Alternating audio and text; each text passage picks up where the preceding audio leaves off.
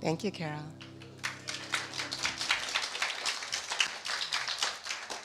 Good morning, everyone. Welcome to those of you that are here and those that are watching online.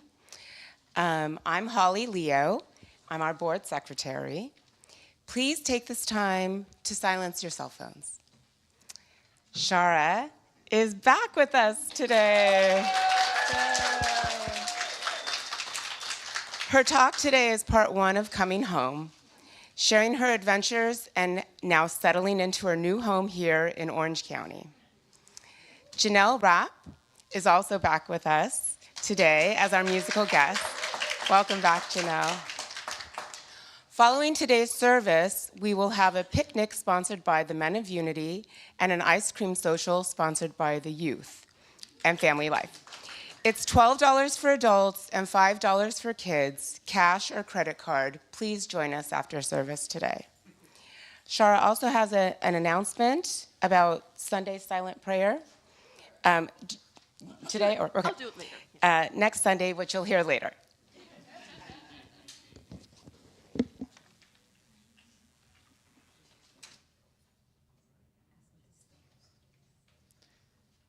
You may please stand.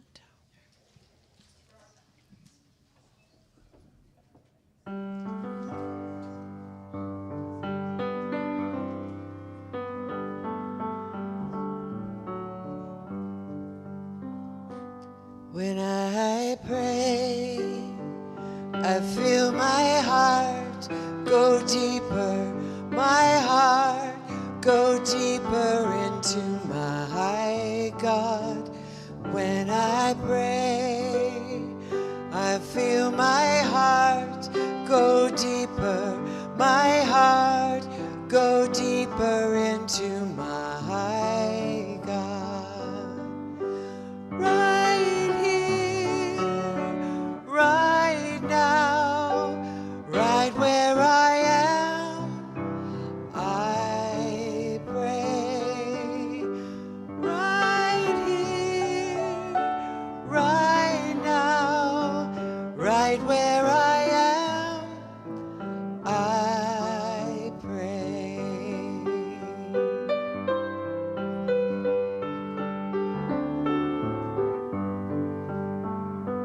When I pray, I feel my soul go deeper, my soul go deeper into my God. When I pray, I feel my soul go deeper, my soul go deeper into my God. Right here, right now, right where I am, I pray. Right here, right now, right where I am, I pray.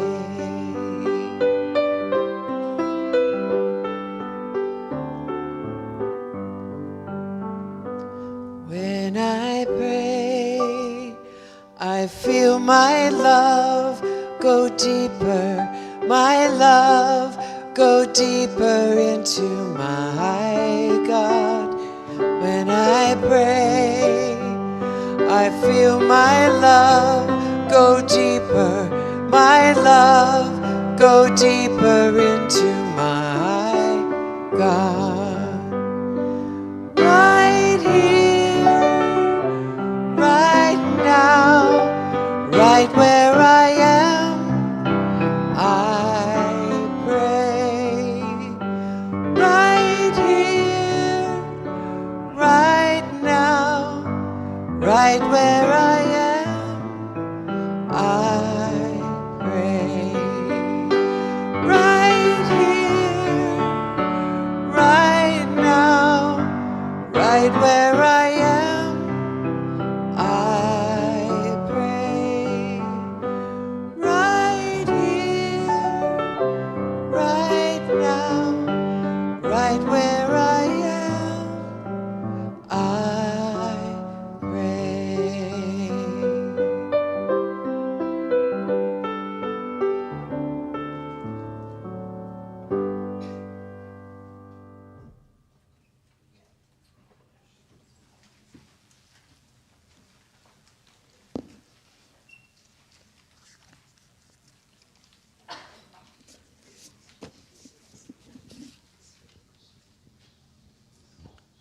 Good morning. I'm Jack.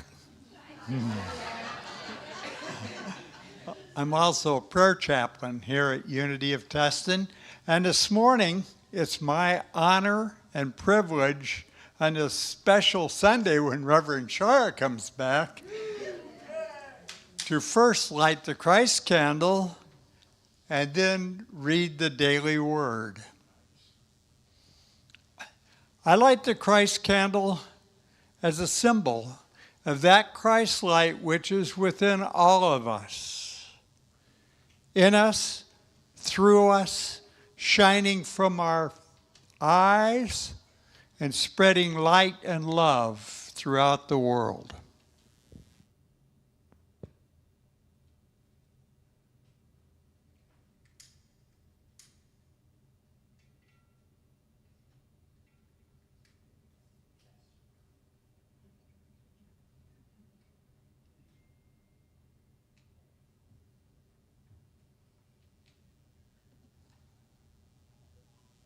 The word for today is alive.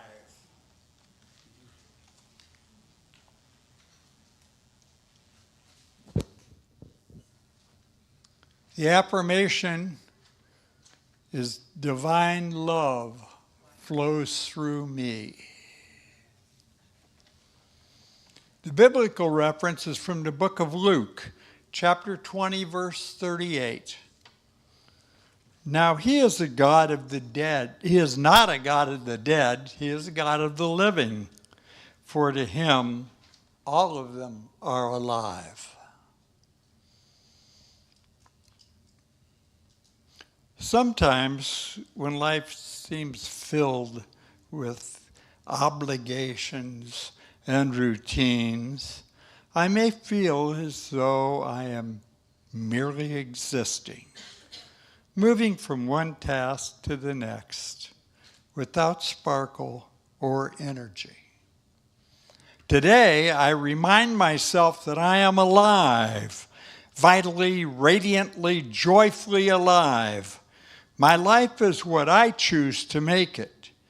Through my positive attitude and understanding myself as a potent spiritual being, I realize there is so much more to life than the things I must attend to. I will continue to maintain my daily life and respond to the things that need my attention. But now, I will meet life with energy and verve of divine life, which is flowing through me, animating me. No matter what I am doing, I affirm, I am a divine being, wonderfully and magnificently alive. Amen. Now I will say the affirmation twice. The second time, I invite all of you to join me in this glorious affirmation. Divine life flows through me. Everyone? Divine life flows through me. Namaste.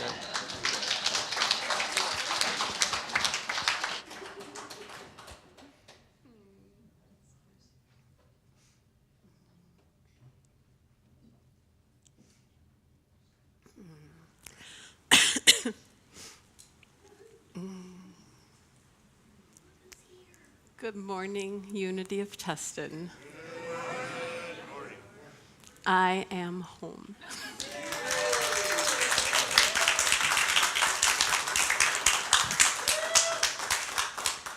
I didn't know how touched I would be until Carol decided to play that rousing round of Homeward Bound as the prelude, and as music does, it opens the heart and opens the floodgates, and brings forward what matters most. And it's been quite a journey. You know, I'm thinking of Mary Jean's amazing talk a few weeks ago on the hero's journey and our gardens, and so meaningful to me. Like, I have a new relationship with the gardens. It's like when I'm fostering a new idea, I'll go to site 3. Yeah, I'm talking about you, Mary Jean.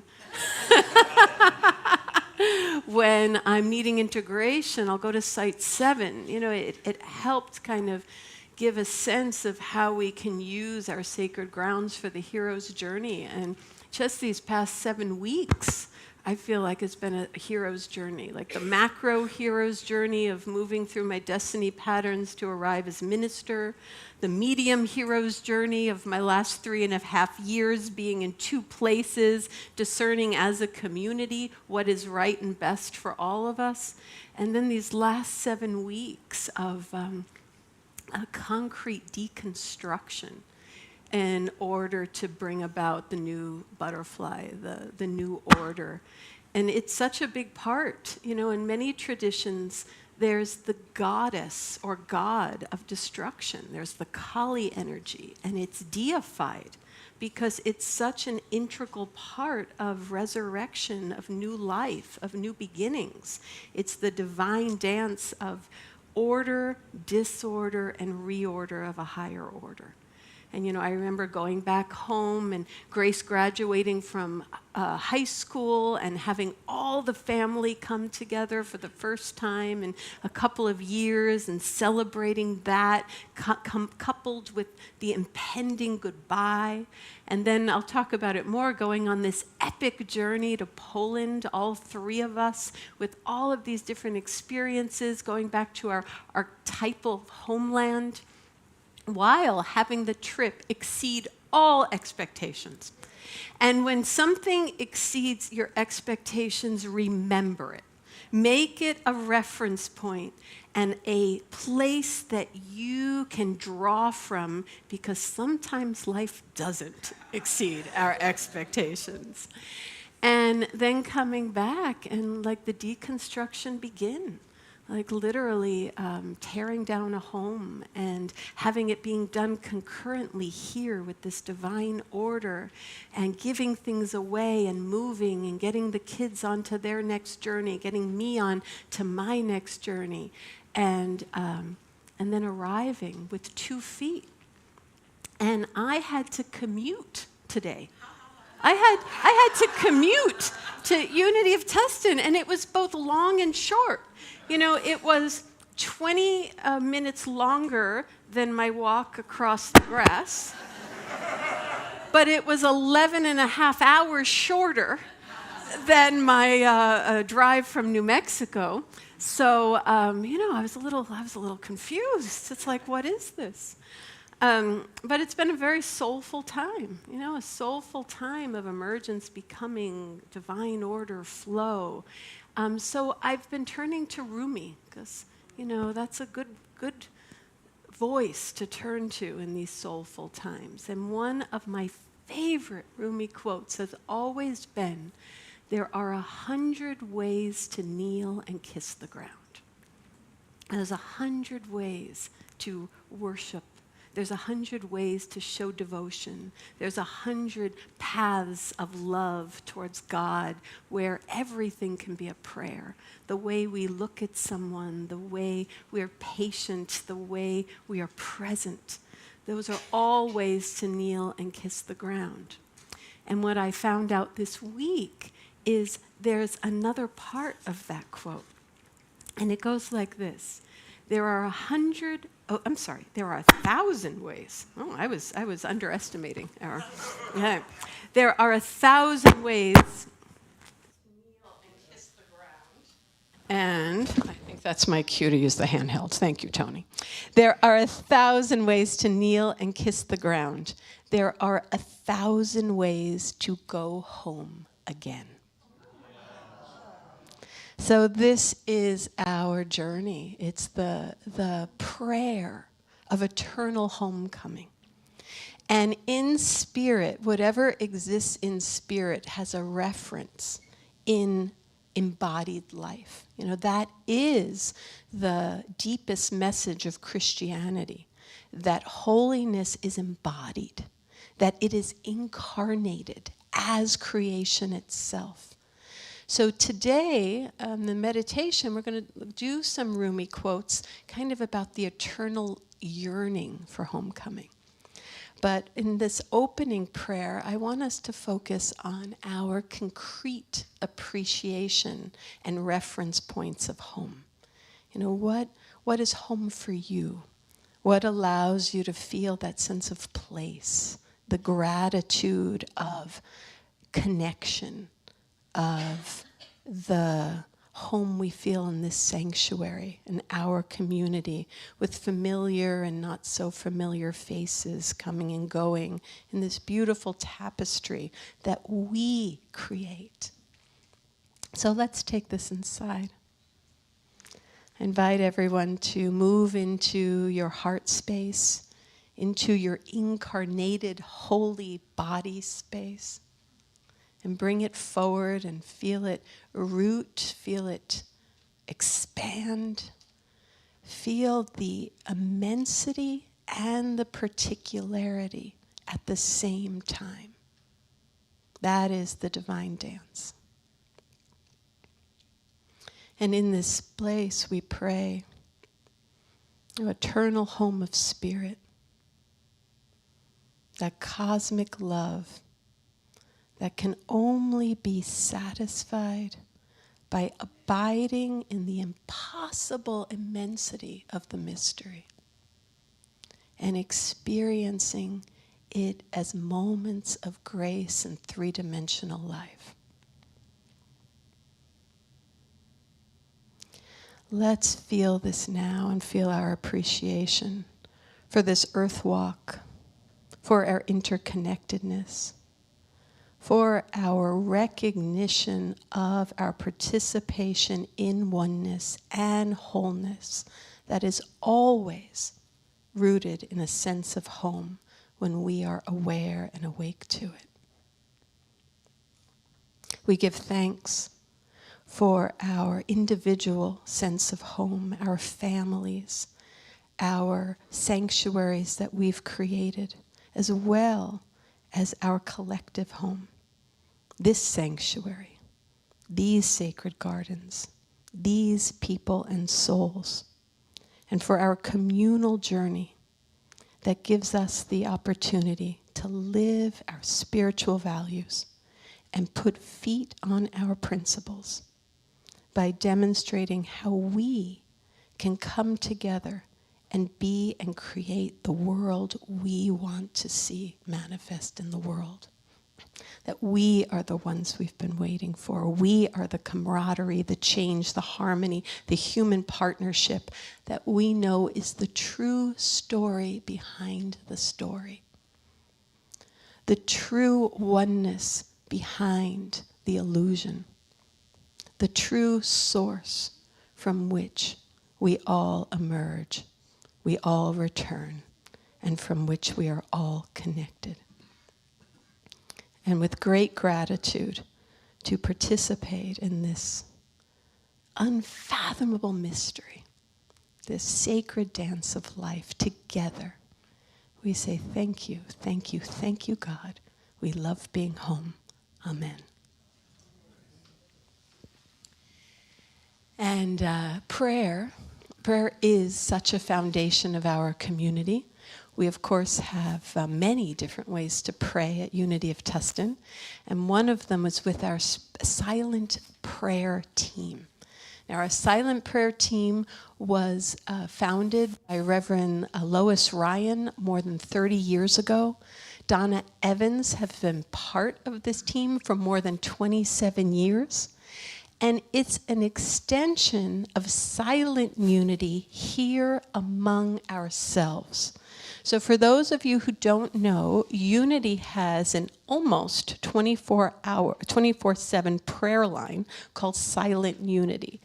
And it is a way that you can call at any time and receive prayer support. 1-800-NOW-PRAY. Pretty easy to remember.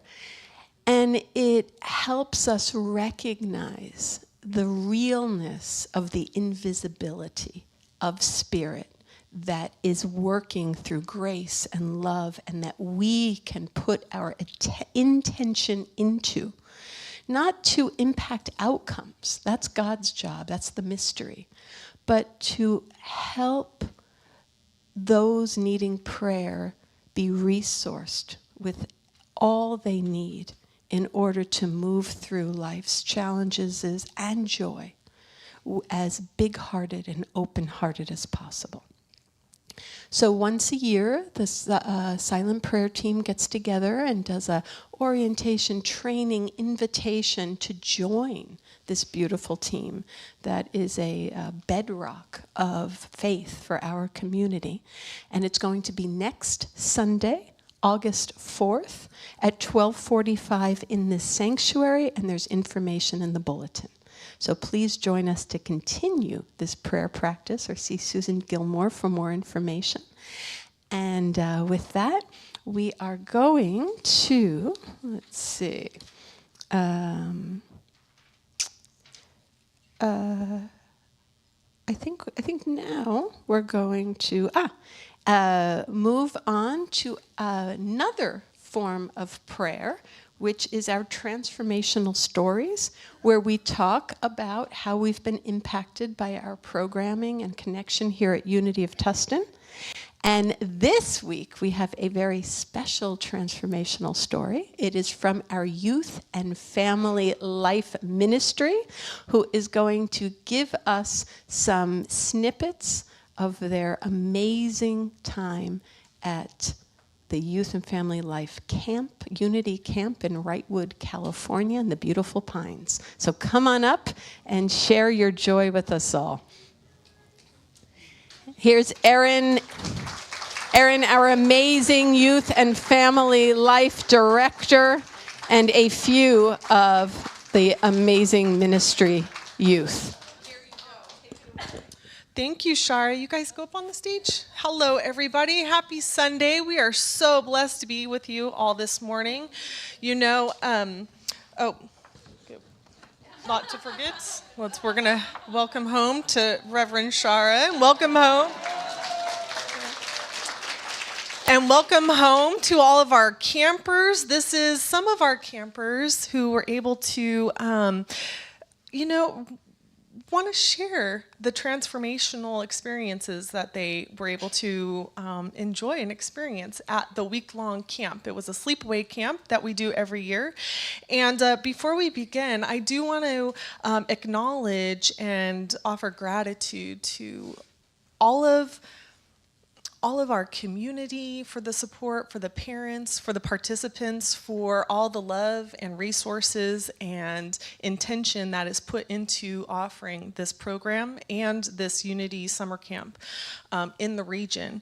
So for those of you who do not know, that is an opportunity when we connect with other Unity chapters in the Southwest region. So we were at camp with Unity San Diego, Unity in Arizona, right? Phoenix, Prescott. So many Unity youth and loving sponsors were there. So, all right. Well, we have some very excited and enthusiastic campers who are ready to share. Who would like to begin?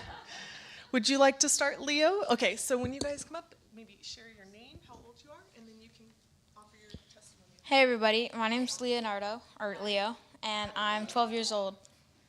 So I'm here to talk about my spiritual experience from camp. So one thing that stood out to me the most is that I built on my connection to God, and I felt much, much closer to Him at that camp. And also just lots of experiences that I'll remember for the rest of my life, like rock climbing, canoeing, and just being in nature, like away from any screens and video games. And then also making new friendships from people from other churches and counselors, and also building on friendships that I've had at this camp. Then also the 12 powers, like I learned a lot about the 12 powers, which are traits that you should have a balance in, like faith, strength, power, and that helped me to change myself for the better a lot. Thank you.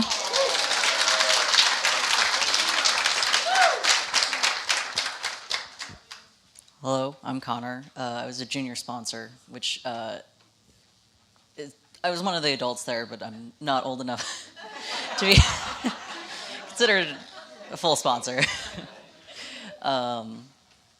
And I've been going to these camps since I was 10, I think. I'm 21. So, yeah. There was a break for a few years because of extenuating circumstances that you've seen. But it does mean a lot to be able to give back to something that was such a formative part of my life when I was a kid.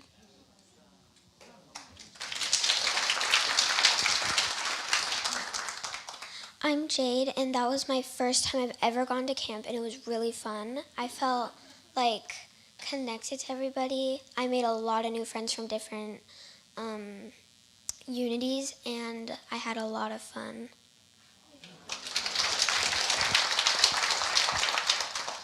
Hi, I'm Livia, and camp was really great. The second time I've gone, really good. I'm glad that I got to come. A lot of friends were there. Probably the best time I've ever had. Camp is a really good place to bond. Hi, my name's Emma. It was the first time that I went to camp as well. And I made a lot of friends from the different chapters, and I became closer with the people from this one. Hello, I'm Logan. I had a really good time at camp. Like, overall, it was a really good experience, and just developing friendships and making new ones was some of the best times of my life. Like, 6th grade science camp was my favorite time ever, and getting to do something very similar was amazing. But overall, it was just amazing. And I'm like the last person to do sappy speeches, but I just really love my friends, and like getting to further develop the Unity friendships was amazing. So.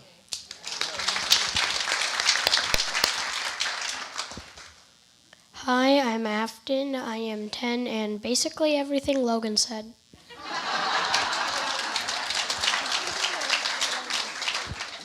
I'm Nicole. I'm one of the sponsors, and really, Afton really nailed it on the head. But I really enjoyed camp. It was my first year, and I enjoyed the bonding with the children. It was incredible. I do give sappy speeches. So it is incredible, and it says in the Bible, "Come to me as little children." And I felt that I transformed myself into a child and really experienced that relationship with God from that pure place. My name is Emily, and I'm speaking on behalf of my son Caius, who got to go to camp. This was his second year. He's 11 years old, and he's sick today, along with the rest of my family. But he wanted to have me share that when he went to camp, that it was unlike anything he's really ever experienced as far as friendships and bonds, and it was so different. I asked him, like, what was different? And he said, well, at school, you got to be cool. And at camp, you just get to be you. And so that was really inspiring for me to hear. As a parent, we want those experiences for our kids. And not only that, but he also got to have a lot of really neat experiences in developing his leadership.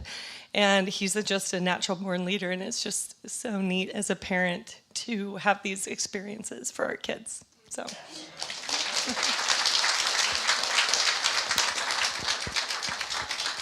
So my name is Ron. I went first when I was 12 years old, and that was a long time ago. So I went as a camper. I went as a YOUer with his Youth of Unity. I went as a counselor, and now I'm back as a sponsor with Aaron. It was awesome. Watching all these kids grow over the week was so cool. Southwest region has always been a powerhouse, and yeah, we're on the way back. So you're going to see big things from the Youth of Unity in the Southwest region. It was awesome. I wish y'all could have been there.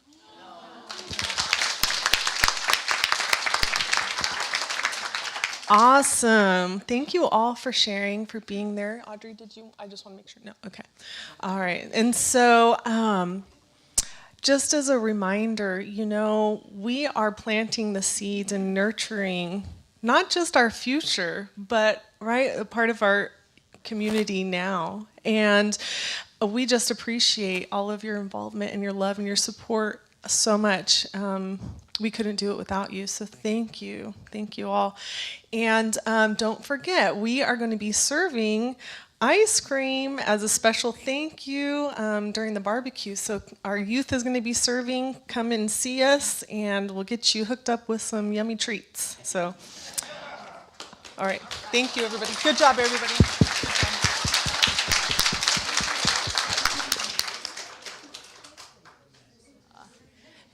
Thank you, Youth of Unity, and thank you, Erin. Let's everyone just take a moment of appreciation. This is, of course, a community involvement, but Erin's leadership has just been creating so much love. And I just want to acknowledge you and this amazing collective of love that you are creating and giving us hope and bringing forward into the future. Thank you very much. All right, so guys, we're going to head out. We are going to make our exits. See you guys later.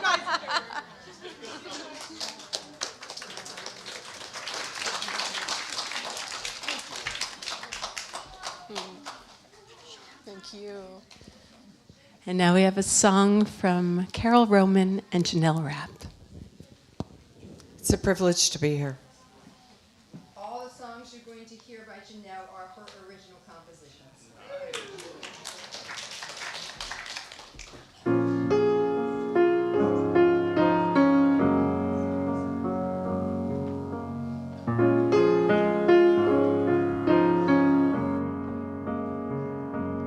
You are beautiful, you are whole. You light up the world on the day you were born. You are meant to be, you are one of a kind. You're a value to see, you're a special find. No one can think the way you think. No one can feel the way you feel. No one can see the way you see. It's a privilege having you next to me. It's a privilege, you're a privilege.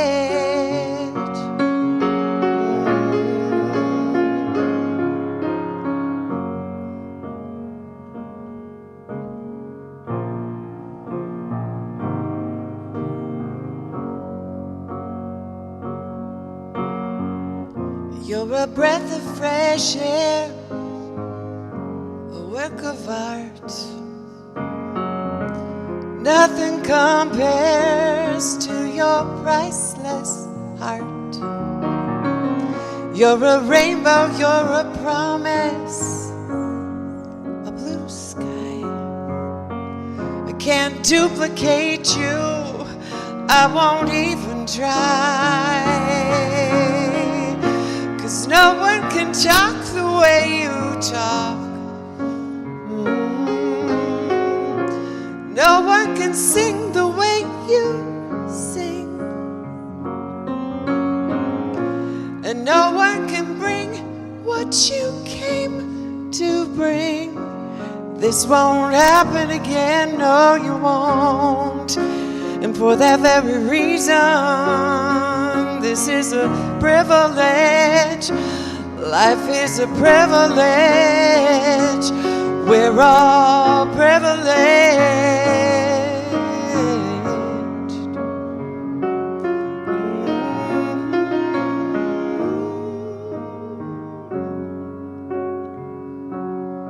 It's a privilege.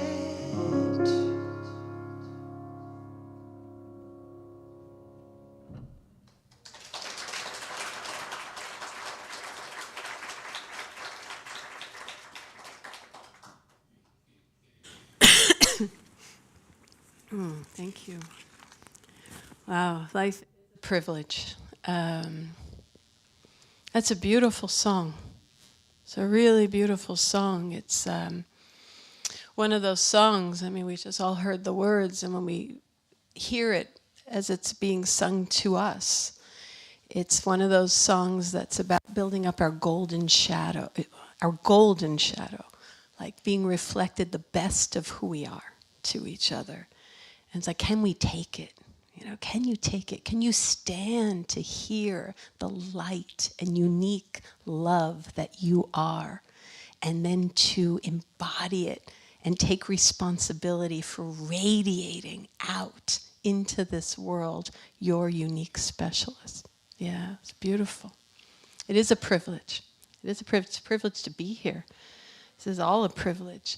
And you know, it's also a story. Like today and next week, I'm going to kind of tell a little bit about my experience, not so much as like the slideshow of Shara's time in Poland, even though there will be some of that, but more because God comes to us as our life. So we pay attention. And some of the things that happens, part of this time has also been part of my spiritual renewal time. And what is happening to inform the system of life to help this process of growth? Because the curriculum of our soul is our life. God comes to us as our life. And when we have the experiences of God coming to our life, they come as stories. And that's the art of storytelling. We pay attention to what happens. The narrative is the story. And then we live the divine myth of who we are, who we've come here to be, and who we are expanding into. So for me, I'm always amazed by divine order. You know, all the things we experience, that we can't make this stuff up. And sometimes there's even like a geometrical elegance to it all. So, some of you know I'm Polish by ancestry. My father was born in a forced labor camp, so a lot of trauma in the Polish people too. I was inspired to move to Poland in my 20s, and I got a scholarship to study over there. And then when I came back to the States in my 20s, I moved to New Mexico and started this whole chapter of life. Had my kids, had my marriage, had my conscious uncoupling, all that stuff. And, kind of has been in this liminal space of new becoming. So I go to Poland again 25 years later for the first time, have this amazing experience, come back and start my new life here in Orange County, here in my new chapter. So, there's just such this lovely elegance of it all. So Poland is, I guess, my cracker between different bottles of wine. Kind of clears the palate and allows for the new experience to come online very, very fresh. And my relationship to trauma and intergenerational trauma and healing that trauma is very deep. And I'm in this wonderful group. We've been meeting now for 3 years with the Association for Spiritual Integrity. There's 5 of us, and we're all spiritual practitioners, and we come together to support each other. And these are very wise beings. I'm so grateful for this group. And one of our members said that he had a chart reading, a horoscope chart reading, and the person said that trauma is moving off your chart. Trauma is moving out of your life. And that really resonated with me, because I feel that's happening to me. I feel that's happening to a collective. I feel that's happening to us. That trauma is moving out of our chart. And especially with my Polish ancestors. And this is actually said on one of the tours I went on. We went to the Uprising Museum, we went to the Solidarity Museum, we went to Auschwitz. And someone said that Poles do suffering much better than joy. And I expected my time in Poland to be very nostalgic and angst-filled, and my poetic sentimentality would be, stirred up. And I was just clear as a frickin' bell. I'm like, what is this? You know, it's almost adapting to health, adapting to presence, adapting to trauma moving off the chart, and the center of gravity being in ease of becoming in the moment. And I do think that's part of our spiritual principle and teaching, is how do we become authentically and show up who we are in the moment, not tied to all the heaviness of the past. You know, it's part of us. We transcend and include, but to tell the new story, that's the important thing. What the world needs is a new story. So I come back to the States, and I'm really curious about this, actually. I mean, we've been playing with it. I've talked about it, and we've talked about it as a community of moving out of predicting control and moving out of making things happen and sensing our responding our way forward and letting God lead and surrendering to divine order. And knowing that has an inherent movement towards wholeness and greater than our will and our knowing. So I'm moving in. I got my bestie, came from Charlotte with her daughter to help me move in. So I've got some lovely help, which is nice because there's moments of like sentimentality in it all. You know, being an empty nester, saying goodbye to the kids in the old way that we knew it. There's been getting the house ready for rental in New Mexico. Lots going on. Going on with a lot of grace, actually. So what happens a couple of days ago is my transmission light goes on.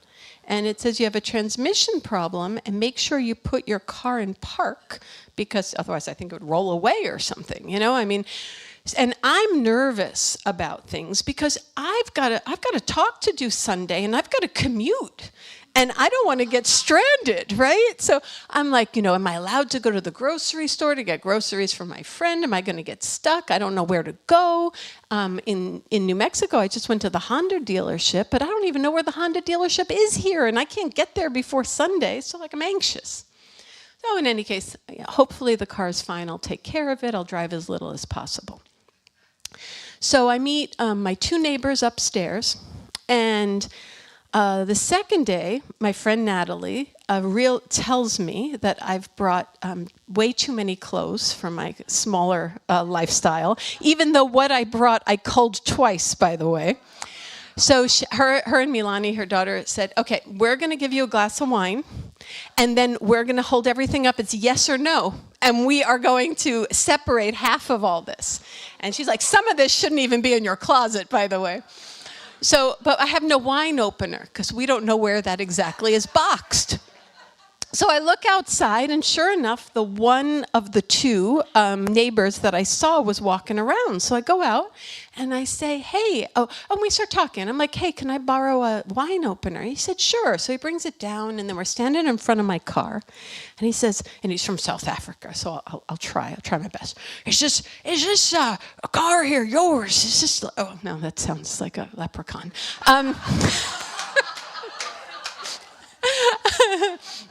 He's like, how's these Hondas? How's this EV? I don't know about these EVs. He says, I've got an auto repair shop, and we work on Hondas, and I'm not sure about these EVs. So I'm like, are you kidding me? I said, I have this light that's gone on my car that's caused me all this anxiety, and I need to get it fixed. He's like, well, we've got this person here who's a miracle worker. Let me make sure he's in, and we'll take care of your car. 9 minutes away. So then I say, well, you know, I'm actually unpacking with my friend. You said, and he's like, I'm going in today anyway. We'll go in. I said, I'm unpacking. Could you take my car and just drive my car while you go in and get it checked out? He's like, that's a great idea.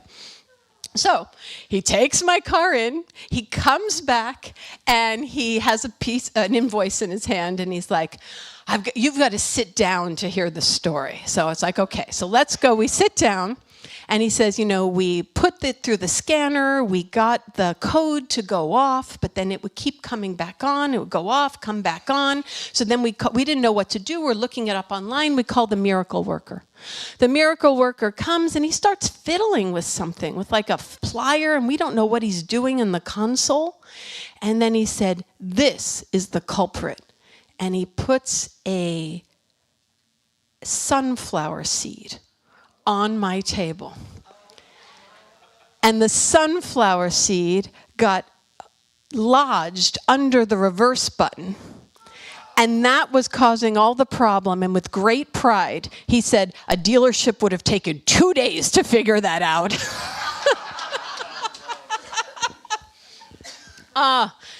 You can't make this stuff up. And I do, like I feel like this is a glimpse of what we can expect more of. As Unity of Tustin, as a community, and then to even make the story better. I come today, and I kind of told snippets of this to Mary Jean, and Mary Jean said, what's the name of the guy? And I said, Buzz. And Mary Jean said, he's our mechanic, and we've loved him for like 20 years.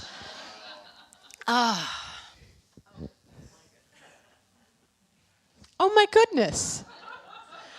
It's simple, but it's big. We gotta pay attention to these things. Sometimes life exceeds our expectations, and use it and cling to it, because we will need this reference points when we are flailing in the unknown, in the sand. So this is flow. And I'm looking like, how is this happening at Unity of Tustin? I've taught many times that it's important to listen and respond and to stay in the flow and to stay in action, not because we know what we are doing, but we know from that place it's fertile and doors open that only exist when we go in between. You have door A, answer is door C, but you can only get to door C by going to door B. So you think you're going in one direction, but the direction is the portal to the deeper third way that we can't predict or plan, but that has within it a resolution deeper than what we know how to do. So that's a lot of what we're doing with our aspirations as a community, of the preschool and the meditation gardens of Orange County and all of these initiatives we're doing. Part of it is, that could be our point B, but the going to point B can open the door C that has something we couldn't even think up. So some of you may know this and some of you may not.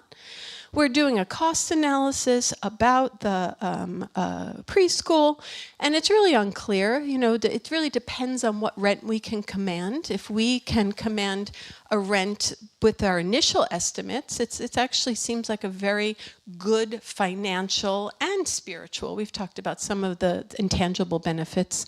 Way to go forward. If we can only get the lowest range of the rent, it might not be the best way to go forward. But as we're discerning this, we get this wonderful real estate agent from a referral from Joe Hill, who's agreed to work with us. And he's like, just to leave no stone unturned, let's get an idea of what the property can sell for. Now, many of you know that we got an unsolicited offer for $7 million a year and a half ago, and there has not been any interest to do anything with it. So he gave us a bona fide in-hand offer that we could have signed on the dotted line had we wanted for $11 million. Now, I don't know what's going on in your bellies with all that, okay? Basic self, calm down. We're not making any decisions. We're not selling for $11 million. But it is important to be attuned to these emergencies, because we weren't looking for it. And that's almost why I think we have to be more curious about it. It wasn't something, hey, let's go get a bit, some kind of estimates to see what we could sell our property for. It's like, let's go on this process of seeing how we can be sustainable for the next 75 years. And in the process, this opportunity comes forward. Now, the board is not interested in selling. And it's something that we now know is part of our reality that was unexpected, and something to consider, because $11 million is a lot more than $7 million. And $7 million, I don't really know what we could really upgrade. You know, $11 million, we might be able to buy a property that might even meet our needs more for like, you know, 5-6 million, have $1 million to renovate it to make it perfect, and then have a $5 million endowment that at 8% would fund 75% of our operating budget. You know, I mean, it's a reality. It's a reality when we're looking at how to be sustainable for the next 75 years with the state of spiritual communities. Now, is that what we are deciding or want to do? No. But it's an emergent part of our reality.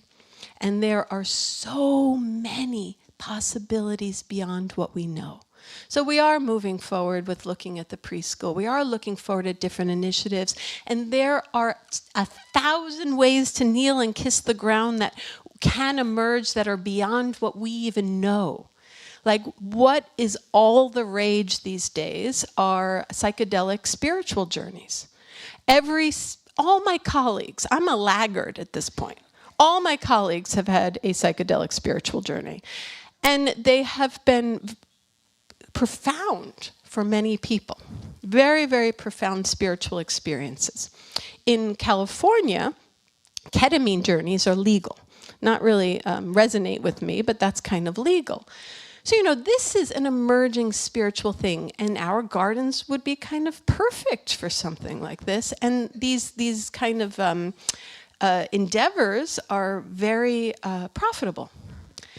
So, I'm not saying we're going to get in that business, okay? I'm not saying.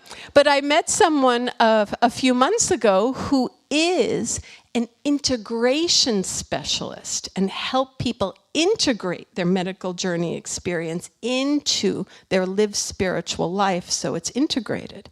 And she said, well, maybe your campus would be a perfect integration center to do that deeper psychological work. And some of the integration could even be it could be meditative experiences that are not using substances. How do we integrate the experiences of God that we have that defy the physics of ordinary reality, the miracles of everyday life or the miracles that drop from the sky?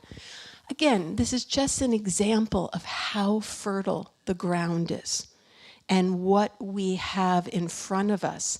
And we will be shown. We will be shown through our collective togetherness, through discussion, through divine order, what is going to happen with our community. So that's just a piece of information as this kind of overdue evolutionary update that we got this very unexpected offer on our property. Another evolutionary update is that, as many of you probably know, Amanda and her 2 beautiful children, part-time, and Amanda full-time, is now living in Hummingbird House. Now, we didn't know if that was going to be happening when I was gone because I still had a lot of stuff in the house. But the way things unfolded, it just made sense for her to move in sooner rather than later. So that's why we didn't kind of disseminate that information in a more coherent way. And part of that came out because many of you know Amanda, many of you don't. She is exceptional. She is smart, earnest, sincere, spiritually wise. She loves our community. She resonates with our teachings. She is a hard worker. She gets along with everyone. She is a real gift a real gift. And yet there was emergence in her life, and I asked her if I could share this, where she was going to have to move back to the East Coast. And we're like, well, what are we going to do? And the thought of this revolving door of people coming and going, and Mary Jean spending hours getting someone up to speed just to have them leave is very deflating, it's very demoralizing, and it's very hard to grow something vital from such a chronic energy leak. But the problem is, our world is changing, and it's getting more and more expensive. And the possibility of paying lower wages to someone to make it work in Southern California, those days are kind of over. Salaries just need to cover cost of living in order for people to make it. So we were able to kind of, keep the operating budget kind of where it is by offering a housing. And I had the privilege of going in to Amanda's home. And I can't tell you how much it is an ensouled home already. And you belong there. You belong there, and your children belong there, and the campus is ensouled, and I was walking the labyrinth, hearing the laughter, and while Amanda does have the right to still have boundaries, with the refresh of the admin building, it has been invaluable. So it helps us as a community. It helps us as a community to have this amazing human who is part of our we living here in an ensouled, rooted way with 2 feet. So these are the things we're looking at. We are looking at needing to compensate. We're looking at my full-time salary. I'm going back to New Mexico one more time in August. I'm going to clear out my house. It looks like I do have a tenant that wants to move in, which is very, very heartwarming. I'm really grateful for that. And then I come here and I work. I'm going to be here full time after that, which is new for us. So the spiritual ministry team and the board really are on. We're on the same page that we need to be addressing these emergent realities together. We need to be addressing these emergent realities together, because it's going to change our operating budget. It's going to change our bottom line. It's going to change different things about how we operate as a community, and how we're going to come together to support who we are and who we want to be. So it's a place where. I was going somewhere with this, to be quite honest. I kind of lost my chain of thought. Let me center for a second.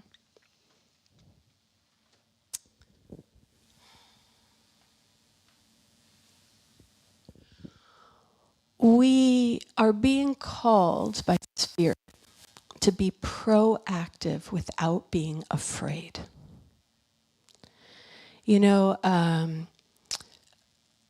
What we were talking about as a spiritual ministry team is, as many of you know, there used to be 1,000 Unity churches. In the last 20 years, now we're at 600. There used to be a Unity of Brea that's no longer, and Unity of Ventura had their last Sunday service 3 weeks ago. So this is the reality of many of our communities. And our community is doing fantastic. We have ended in the black 3 years in a row, which is not necessarily true of most Unity communities. And there is this cultural decline that is calling for something new that wants to be reborn while we continue what we do well. So that's where we're at. And it's not that we, if we were complacent, there's no reason to think that we would somehow miraculously buck the trend. Even my community in Albuquerque, 8 years ago, we were financially quite vital. We had $250,000 in the bank. They are a transparent community, and they're down to the $20,000. And that is a story of many of our churches. And what can our new story be? We have about 50% of our operating budget comes from about 10% of our community. This is not unusual, but what can we do to bring forward all of our energy to meet the changing realities? So that's a bit of the, I don't know, you're smiling, Holly. How's that landing for you?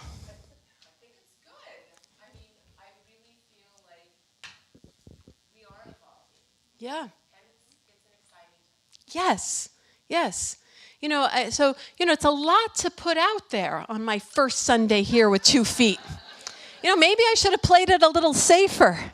But I got an ironclad contract now, so so I can tell the hard stories.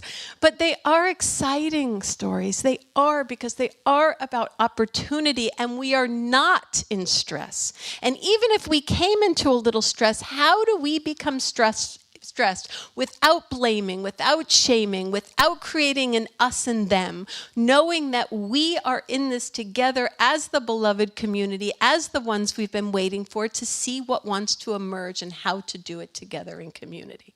So that's what we are about. And we can pioneer new ways for our movement. And we're already doing it. We're already doing it. And this is what the new story the world needs. This is the new story our community needs. So, hold all that, and hold all that in prayer, and hold all that with optimism. I'm not afraid. I also want to say, I just want to say this out loud. Probably don't need to, but I do. I've come here with 2 feet and eyes wide open. I am resilient. I am faith-based. I believe in divine order. And I am here to stay. But if there's something that's not working, I don't know how to say this. I want to be here fully, but know that what my vision is for the best interest of this community, and that I am going to be okay no matter what, and I will do everything I can in the best interest of this community. And I believe we are going to bring new things forward, because that's in our DNA, and that's what we've always done. And we have more than enough opportunities. So 75 years of Unity of Tustin, 75 more, and we can pray on it, and we can count on it, and we can count on it together. How does that sound? Okay. Okay. So I have a whole slideshow to show you, but I think I'm going to leave that for next week. So what I'd like to do is have our beautiful musician come up and do another song, and then we're going to go into meditation. And the meditation is all of these Rumi quotes about home. And when you hear them, allow them to resonate in your body and in your heart. Allow them to resonate with the eternal pull, and how you can feel moments of actual embodiment of divine home in your life. Where do you feel that? Where does it happen in the past? Where do you know you can go? So we can have embodiment and eternal yearning at the same time. So let's hear from you both.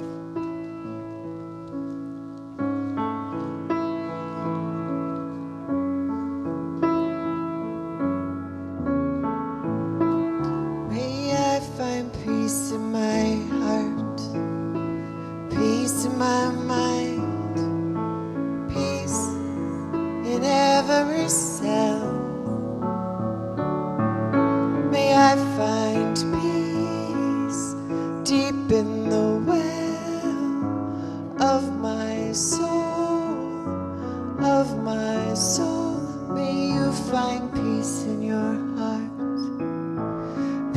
in your mind, peace in every cell. May you find peace deep in the well of your soul, of your soul.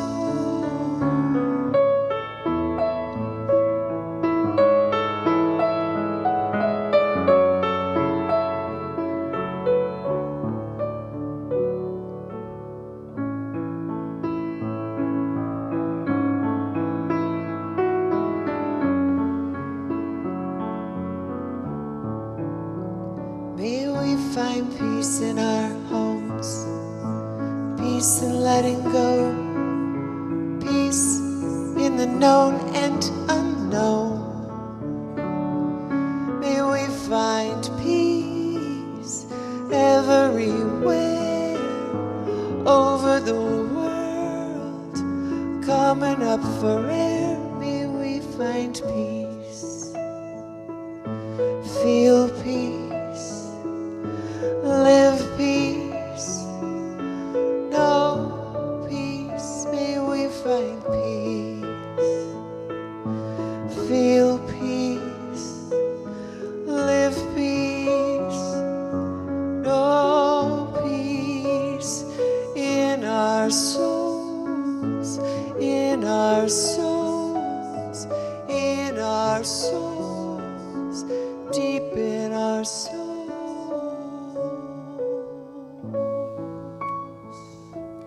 I invite you now to sink into that peace. That peace that is beyond understanding. The peace that is accessible when the ground is moving, when the ground is still. The peace that is our birthright when we're home and when we're homeward bound.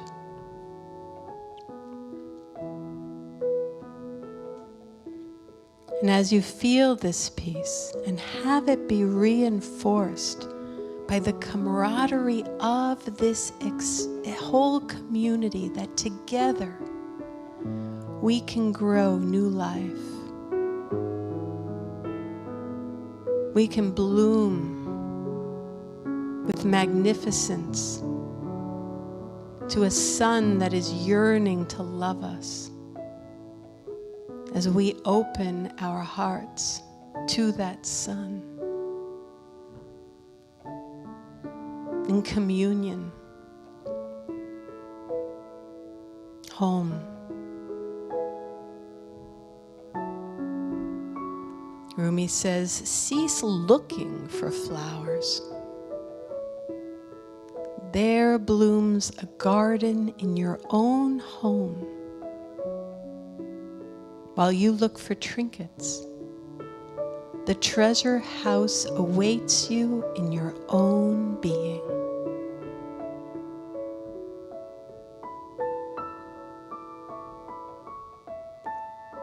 If I could taste one sip of an answer to these questions, where did I come from? What am I supposed to be doing? Who looks out with my eyes? What is the soul? If I could taste one sip of an answer, I could break out of this prison for drunks. I didn't come here of my own doing, and I can't leave that way. Whoever brought me here will have to take me home.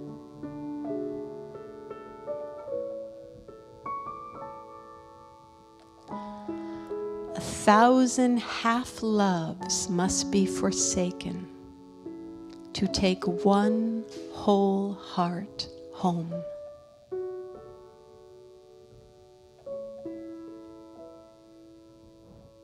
Come into my eyes and look through them, for I have chosen a home far beyond what the eyes can see.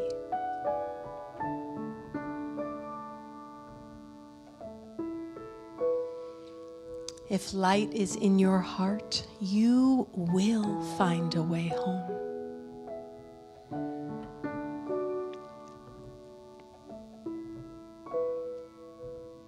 You are the fountain of the sun. You fall upon my forehead, I melt. You slip into my heart, it spills open. You surround me with such sweetness. I make it my home.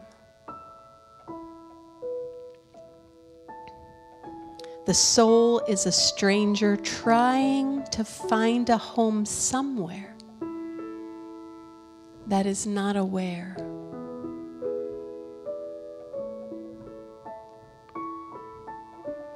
Mount the stallion of love and do not fear the path.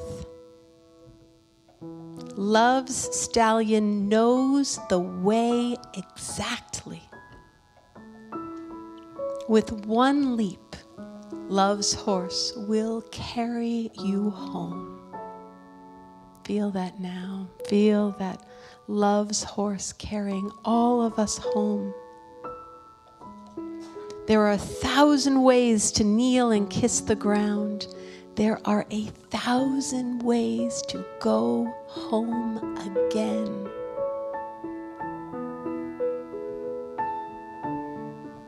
And the last one.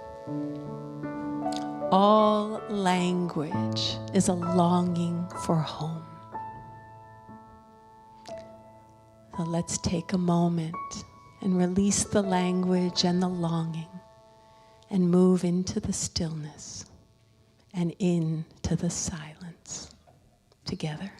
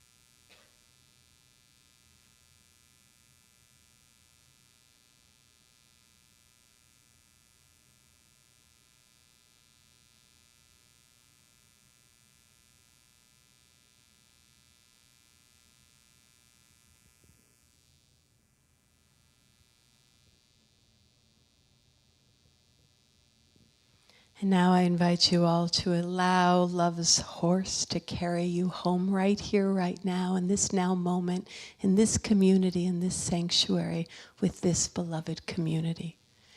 And we extend this prayer of home to all of those on our prayer list here at Unity of Tustin, and all of those in our minds and heart, as we know and affirm that we live in a world of infinite possibilities. And all we need is to surrender to the intelligence of divine folding that will inevitably unfold us evermore into love and evermore into home. Amen.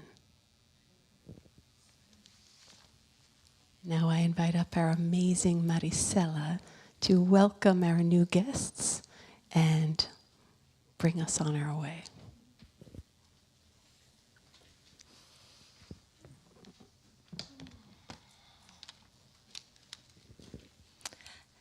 Reverend Shara, thank you so much. We are so, so blessed and so grateful that you are home. Thank you also for the beautiful and profound meditation, and for your transformational talk and informational talk. We really appreciate it. So, yes, my name is Marisela Penny, and I want to welcome you all here today, dear friends, in person and online, and to welcome our new guests in person and online. We are so grateful that you are here and that you've joined us today. Here at Unity of Tustin, we believe in many paths, one God, and our mission is to transform lives and inspire people to make a positive difference in the world. We are a fully inclusive community of all walks of life, and we would like you to know that whatever your background and wherever you are on your spiritual journey, we are so glad that you're here to continue your journey with us. I now invite the ushers to please come forward with a flower and information card. If you are here for the first time, second time, or third time and are comfortable doing so, we invite you to raise your hand so we can recognize you and gift you with a flower and card. So if you're here for first time, second time, maybe even third time, raise your hand. Yay! Welcome.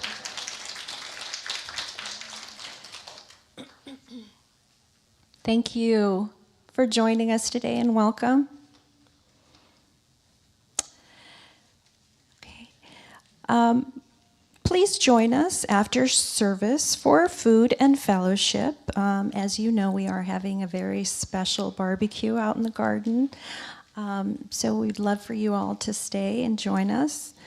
Reiki healing practitioners wearing green ribbons are available. Our prayer chaplains wearing white ribbons will be at the entrance to the meditation gardens, ready to listen and pray with you. All prayers are always confidential.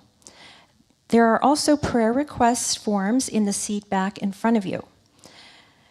There's always so much happening here on our campus of consciousness, as we heard in today's talk. It's just so exciting to be here with everyone and just co-create this amazing journey. And it's just so exciting to see what Spirit has to come for all of us. Please make sure to check each Friday for our weekly newsletter and visit the welcome table for more information about the various classes, events, and service opportunities at our beloved Unity of Tustin. Now is the time for our love offering as we share our financial gifts with our ministry. With the various electronic ways to give, the various electronic ways to give are listed on a card in the seatbacks in front of you and in the weekly newsletter. We also pass the offering bags to receive in-person donations. In whatever form that you choose to give, we invite you to please briefly hover your hand over the offering bag as it is passing along. We are so grateful that you are here, and we are grateful for your faith and for your generosity. I now invite the platform, I now invite Reverend Shara, I'm sticking to the script a little too hard here, to give us the offering message and blessing. Thank you, Maricela, for your beautiful energy and all of your service over the years to our community. And yes, there's such gratitude for this community. You know, one of the reasons we have had the privilege of such divine vital health is because of all of our generosity, our commitment of our time, talent, and our treasures. We are a community of leaders, and we are a community of souls that really put feet on our principles. And for that, all of us in the SMT, the board, our entire community, we are so grateful for each other. So with a deep, deep appreciation and gratitude for all that we do to create this, that we do to create that beautiful YFL transformational story that we saw seeding the next generation with a consciousness that is resilient enough to bring about the medicine our world needs. We say thank you, and let us affirm our divine offering blessing together. Divine love as we blesses and multiplies all that we are, all that we have, all that we give, and all that we receive in joy. And with that, let's be blessed by our next beautiful song by Janelle and Carol.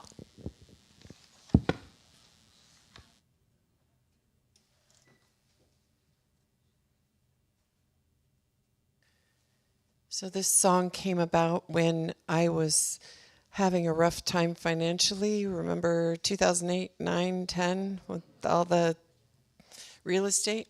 Well, anyway, I ended up in a spot where I had to pay rent, where I was a homeowner before that, and I had to pay rent. And my rent was due the next day, and I had $78, and I needed $2,200. So I'm a walker. I went on a walk, and the entire time I said, all my needs are met, all my needs are met. I tapped, all my needs are met, all my needs are met, all my needs are met, I did it for an hour. I walked in the house, and the phone was ringing, and it was the property manager of my old complex that I owned prior to the 2008, 9, 10 thing. And I said, this check came for you. The insurance reimbursed you. I didn't even know the insurance owed me any money, but it was $2,800. So I paid my rent. And this song came from that. And I'm using it a lot right now, so I have a lot going on right now. So, but it works. It works. Even when there's a lot going on, sometimes I'll go, even now? Like, even now I can say this? Even now? And even now, this works.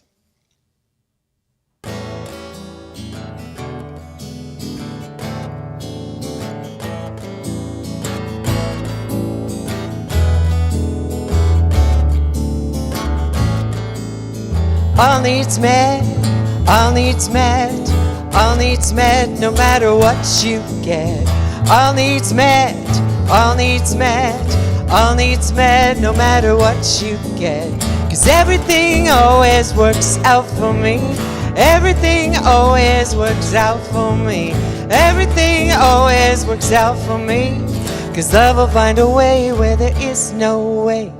All needs met, all needs met, all needs met, no matter what you get. All needs met, all needs met, all needs met, no matter what you get.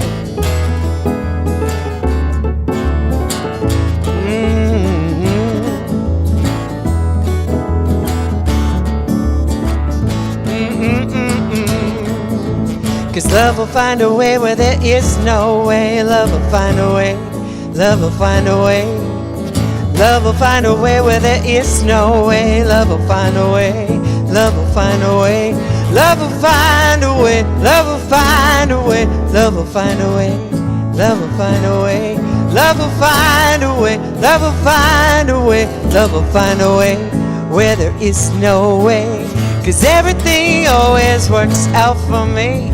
Everything always works out for me. Everything always works out for me. Cause love will find a way where there is no way. All needs met, all needs met, all needs met, no matter what I get. All needs met, no matter, all needs met, no matter, all needs met, no matter what you get.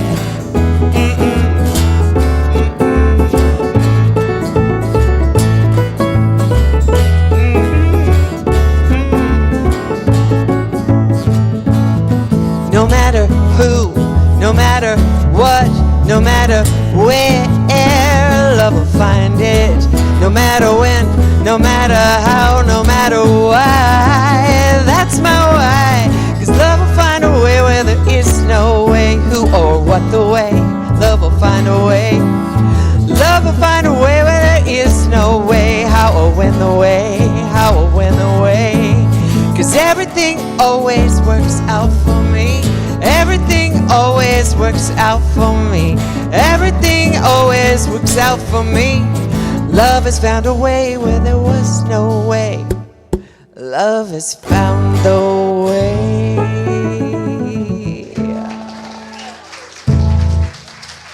Thank you. Thank you, Janelle, and thank you, Carol. That was awesome. Let's see. Where are we? Thank you all again for joining us today. As we close, please stand as we affirm the prayer for protection together. The light of God surrounds us. The love of God enfolds us. The power of God protects us. The presence of God watches over us. Wherever we are, God is, and all is well. Now go forth and kneel and kiss the ground. Blessings.